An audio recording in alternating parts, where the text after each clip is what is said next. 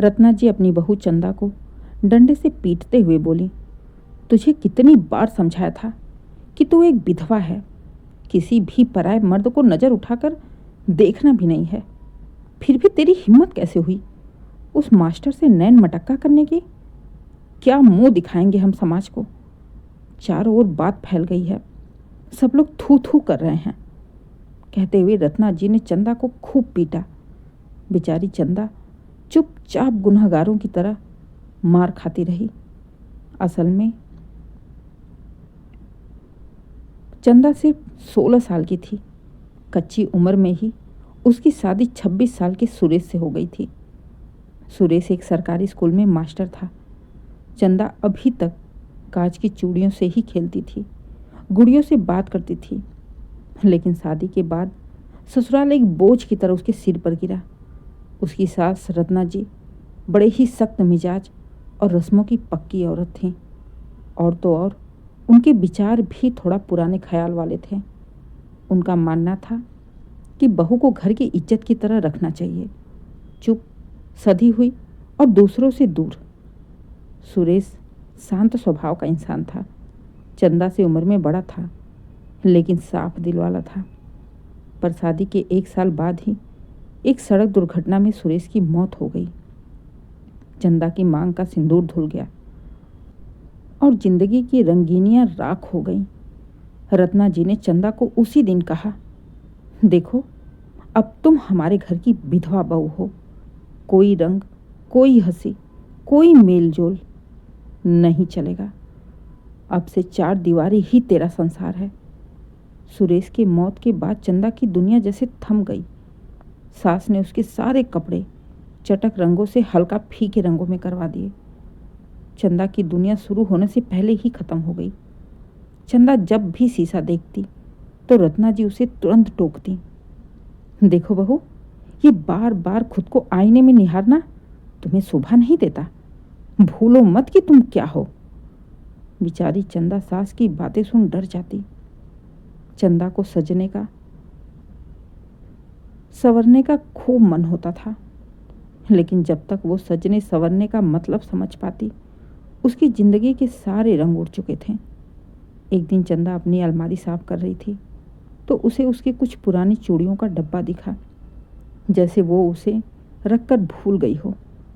उत्सुकतावश उसने चूड़ियाँ खोलकर देखा तो ये उसके मनपसंद पांचाली चूड़ियाँ थीं, जो हर साड़ी पर चल जाती थी। आज तक उसने इसे पहना भी नहीं था। बस चंदा मुस्कुराते हुए उन चूड़ियों को पहनने लगी। अभी बेचारी उन चूड़ियों को पहनकर देख ही रही थी कि जाने कहाँ से रत्ना जी आ धमकी। चंदा को रंग बिरंगी चूड़ियाँ पहने देख रत्ना जी का पारा 7वें आसमान पर पहुंच गया। वो चीखते हुए चंदा के कमरे में गई और गरजते हुए बोली, बहू, ये क्या कर रही हो? तुम्हारा दिमाग तो ठीक है ना? किससे पूछकर तुमने ये रंग बिरंगी चूड़ियाँ पहनी? निकालो इसे अभी के अभी। बेचारी चंदा रत्ना जी से बहुत डरती थी। डर से उसने सारी चूड़ियाँ निकाल वापस डब्बे में रख दी। चूड़ियाँ रखते हुए चंदा की आंखों में आंसू आ गए। कितने प्यार से उसने ये चूड़ियाँ खरीदी थी। उसे क्या पता था कि वो उसे कभी पहन नहीं पाएगी। जैसे तैसे आए दिन रत्ना जी की डांट सुनते हुए चंदा के दिन गुजरने लगे। धीरे धीरे 7 साल बीत गए। चंदा अब 23 की हो चुकी थी। चंदा देखने में काफ़ी सुंदर थी, गोरी सी, मासूम सी, लेकिन चेहरा बुझा हुआ। उसकी आंखें अब अभी भी किसी के छोटे सपने को खोजती थी। अब जाकर तो वो प्यार का मतलब समझने लगी थी, लेकिन प्यार उसकी ज़िंदगी से कोसों दूर था। एक दिन गांव के स्कूल में एक नया मास्टर आया। अंशुमान, पढ़ा लिखा, सोच में नया और परंपराओं से ऊपर हटकर जमाने के साथ चलने वाला। चंदा अपना दिन काटने के लिए स्कूल के बच्चों की ड्रेस सिलने लगी। चंदा जब सिलाई के काम से स्कूल जाती तब अंशुमान उससे आदर से बातें करता। वो चंदा की खामोशी में छिपे दर्द को पढ़ लेता था। धीरे धीरे दोनों के बीच बातों का सिलसिला बढ़ा। अंशुमान कभी उसे किताबें देता, कभी उसकी सिलाई की तारीफ करता। एक शाम स्कूल से लौटते समय अंशुमान ने चंदा से कहा, चंदा जी, आप भी इंसान हैं, आपको भी हंसने का, जीने का, प्यार करने का हक है। अभी तो आपकी ज़िंदगी की शुरुआत हुई है और अभी से आपने अपनी ज़िंदगी को ख़त्म कर लिया। 23 की उम्र भी कोई उम्र होती है? अंशुमान की बात सुन चंदा कांप उठी। उसके कानों में रत्ना जी की आवाज़ गूंज उठी कि प्यार विधवा का अधिकार नहीं होता। खुद को शांत करते हुए बड़ी ही मुश्किल से चंदा ने बस इतना ही कहा, मैं विधवा हूँ। तो क्या विधवा के दिल में धड़कनें नहीं होती? कहते हुए अंशुमान ने ध्यान से उसके चेहरे को देखा। चंदा कुछ भी नहीं बोली।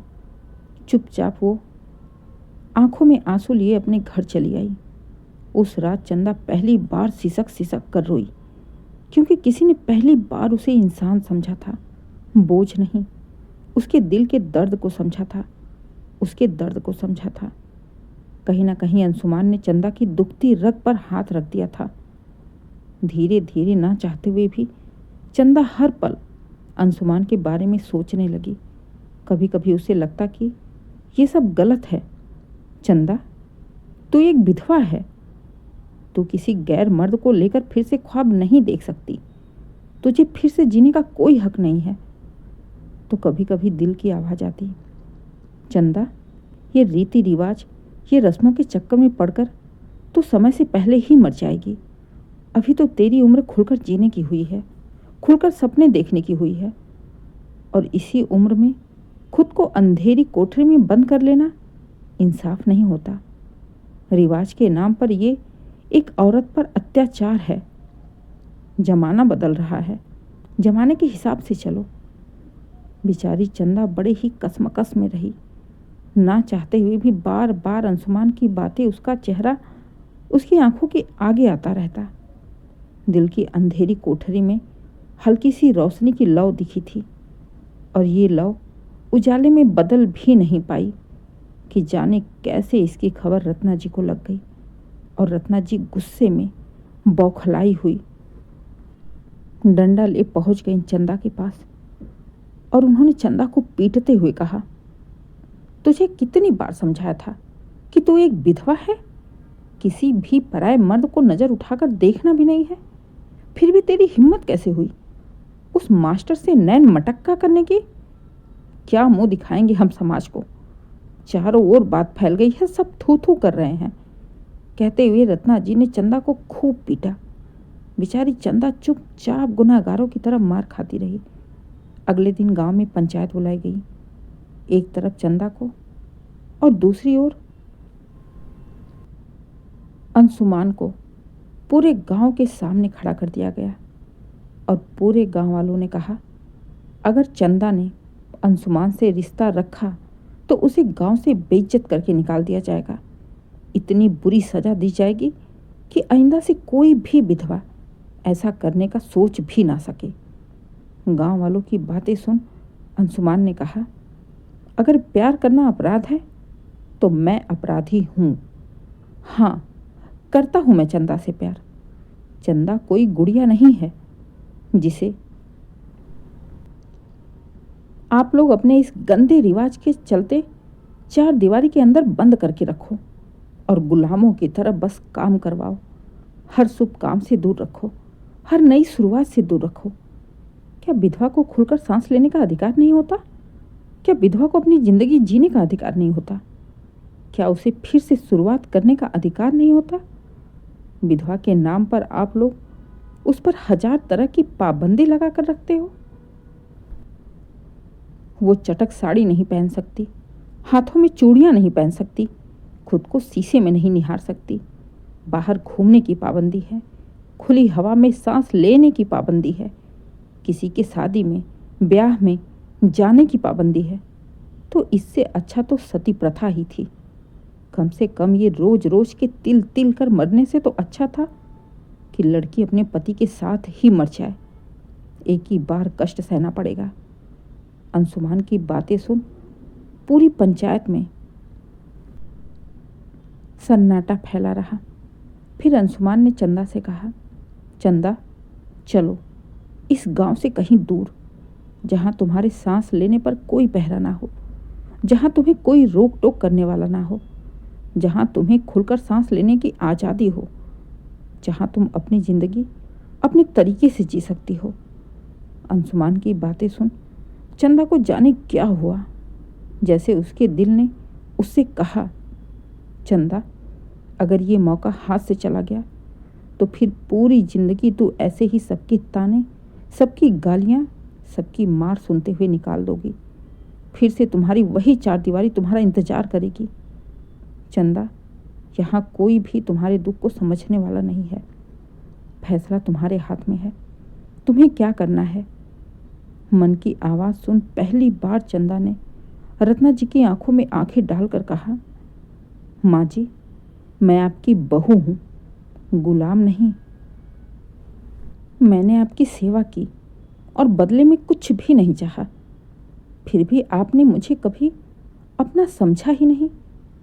अरे अपना तो दूर की बात, आपने मुझे कभी इंसान ही नहीं समझा। पर अब मैं अपने दिल की सुनूंगी। चंदा की बात सुन रत्ना जी चुप थीं। पहली बार एक बहू ने उनकी रूढ़ियों को चीर दिया था। फिर चंदा ने पंचायत से कहा, मुझे पता है अगर मैं अंशुमान से दूरी बना लूँगी तो भी लोगों की नज़रों में खटकती ही रहूँगी, इसलिए मैं अंशुमान के साथ ये गांव खुद ही छोड़कर जाना चाहती हूँ। कहते हुए अंशुमान और चंदा शहर चले गए। शहर जाकर उन दोनों ने सिंपल कोर्ट मैरिज कर ली। अंशुमान के रूप में चंदा को एक ऐसा जीवन साथी मिला था जो उसे उसके दुख को समझता था, उसे अपना समझता था।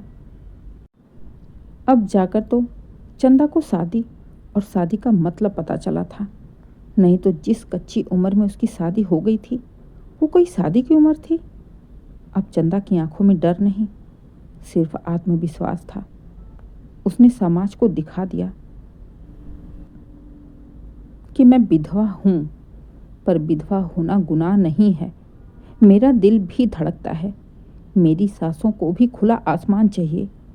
ये क्या कि विधवा हो गई तो अब सिर्फ छाया बन के जीना है। पर क्या दिल को बांधा जा सकता है? क्या सांसें रुक कर रह सकती हैं? क्या प्यार सिर्फ उन्हीं का हक है जिनकी मांग में सिंदूर है? ये कहानी हमारे समाज के पहले ज़माने को दर्शाती है, जब पहले लड़कियों की कच्ची उम्र में शादी कर दी जाती थी, जब वह शादी का मतलब ही नहीं समझती थी तो उनकी शादी कर दी जाती थी। और जैसे जैसे बड़ी होती गईं, शादी का मतलब समझती हैं, तब तक दुर्भाग्य से कुछ ऐसी बदनसीब होती हैं जिनके पति उन्हें हमेशा के लिए छोड़कर चले जाते हैं। तो क्या पूरी जिंदगी वो खुद को एक अंधेरे कमरे में बंद करके रखे? अगर पत्नी मर जाती है तो पति को दूसरी शादी करने का हक होता है, और अगर वहीं पति चला जाए तो पत्नी को दूसरी शादी करने का हक क्यों नहीं होता? क्यों उसे समाज के बंदिशों में रीति रिवाज के नाम पर जबरदस्ती बांध कर रखा जाता था?